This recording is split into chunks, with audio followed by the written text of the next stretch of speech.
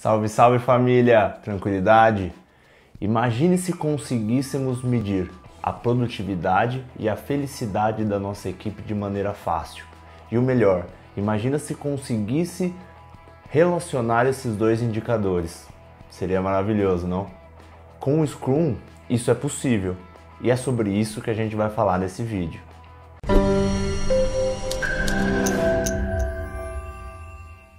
Antes de começarmos, vão 3 avisos. O primeiro, inscrevam-se no canal, assim toda vez que lançarmos um vídeo novo, você vai ser o primeiro a ficar sabendo.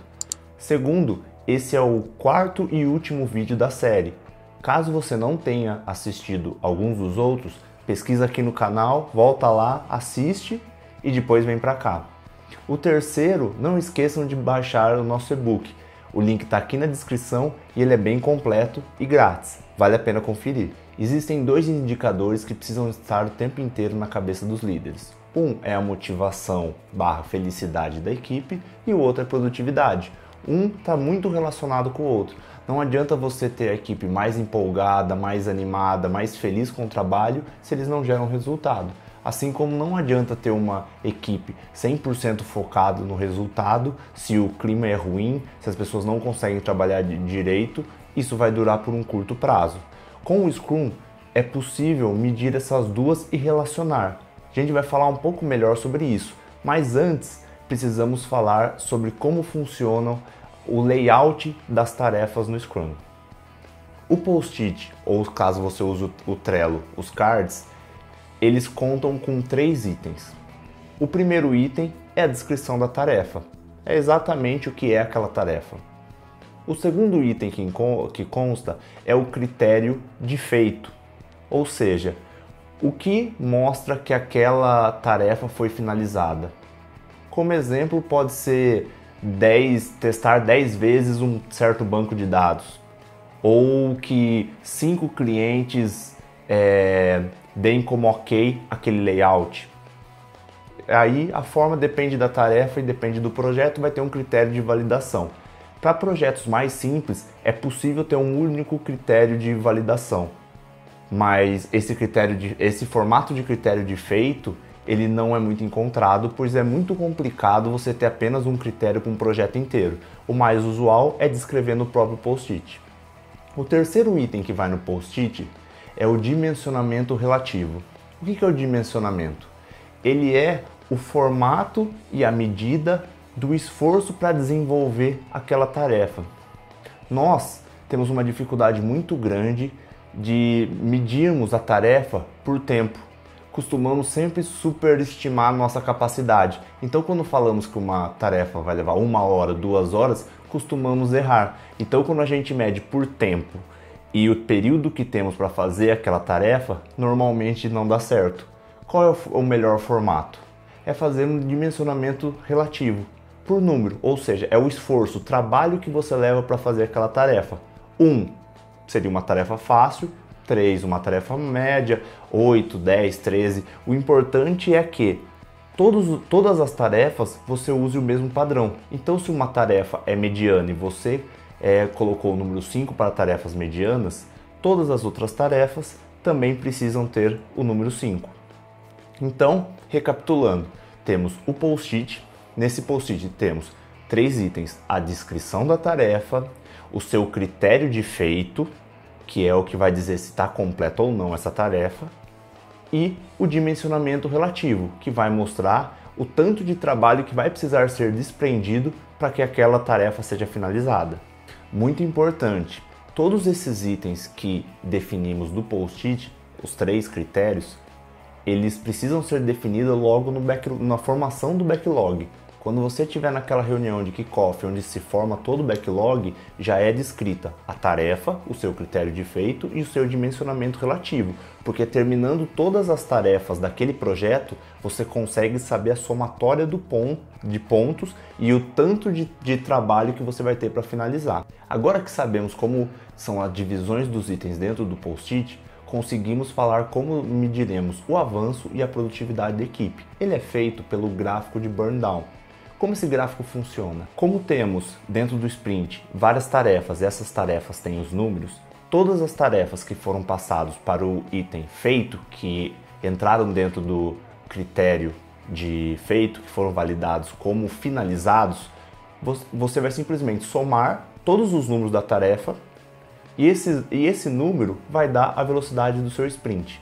Então, por exemplo, terminamos o nosso sprint de uma semana somando todos os números dos post-its que estão na coluna de feito, dão 40 pontos. Então, nossa velocidade nesse sprint foi 40. Dessa forma, iremos pegar um gráfico e a cada sprint medir a velocidade. Então, no primeiro sprint foram 30 pontos, no segundo 40, no outro pode ser 35. Esse é o básico, mas para ficar mais fácil de entender, vou precisar mostrar para vocês no computador. Vamos lá, essa é a planilha que usaremos como guia. Só para lembrar, essa planilha está disponível para download e o link está aqui na descrição. Vamos supor que o nosso projeto, quando pegamos todos os itens, todos os post-its e somamos os pontos, o dimensionamento relativo de cada um, temos 500 pontos. Esse é o total do projeto. Fazemos a nossa reunião de sprint, planejamento, e os itens que vão do backlog para a coluna a fazer, que é o que será feito no sprint, somam 40 pontos. Supondo que terminamos esse sprint, na hora que fizemos a retrospectiva, conseguimos fazer apenas 35. Pro próximo sprint, colocamos novamente 40 e notamos que conseguimos fazer os 40. Você pode notar que essa curva, se continuarmos fazendo por volta de 35 a 40 pontos, ela vai se transformar numa linha que vai terminar basicamente aqui. Para facilitar as contas, aqui já calcula automaticamente. Então, se mantivermos esta velocidade, levaremos 13 sprints. Se cada sprint tem uma semana, podemos falar para o nosso cliente que uma previsão de término são de 13 sprints. A nossa intenção é a cada vez mais aumentarmos essa velocidade, porque a equipe começa a acostumar a trabalhar junto e vai cada vez mais rápido. Então, se conseguimos 60, 50, 60, note que esse valor vai caindo e que a curva vai chegando cada vez mais perto. Se em algum momento manter esse nível, notamos que ela vai terminar em 10 e quando termina? Termina quando zeramos os pontos. Então, quando esta linha chega aqui embaixo, esse é o gráfico de burn down. Ele é um gráfico muito importante porque ele consegue mostrar claramente a velocidade da equipe e uma estimativa de término. E também você pode fazer uma projeção do quanto você quer aumentar a velocidade da sua equipe se precisar entregar o projeto num prazo menor. E ao longo do tempo, você pode, nas reuniões de retrospectiva, ir retirando algumas tarefas ou alguns itens que não são importantes, o que vai ainda otimizar mais o seu tempo de entrega. Agora que já aprendemos como calculamos o avanço e a produtividade da equipe, chegou a hora de falar sobre felicidade, que particularmente é um dos itens que eu mais gosto, porque ele está diretamente relacionado com todos os outros indicadores que são medidos da equipe. Desde engajamento, produtividade, clima organizacional, isso influi muito no resultado. Quanto mais feliz for sua equipe, provavelmente mais produtiva ela também será. E como isso é feito? Ao final do sprint, é reunido toda a equipe e fazemos para eles 4 perguntas que todos respondem. Primeira pergunta, de 1 a 5, como se sente em relação ao seu trabalho dentro da empresa? Segunda pergunta, usando a mesma escala de 1 a 5, como você sente a empresa como um todo? Terceira pergunta, por que se sente assim? E quarta pergunta, o que você acredita que pode melhorar ou mudar no próximo sprint para que você se sinta mais feliz? Tendo a resposta dessas 2 primeiras perguntas e o motivo, você já tem um panorama muito interessante. Então todos responderam, é pego todas as notas e feito uma média. Essa média vai dar de 0 a 5. Feito isso, você consegue plotar em um gráfico. De posse desses números, faremos a média e plotaremos num gráfico. Então, no primeiro sprint, por exemplo, a média deu 4,5.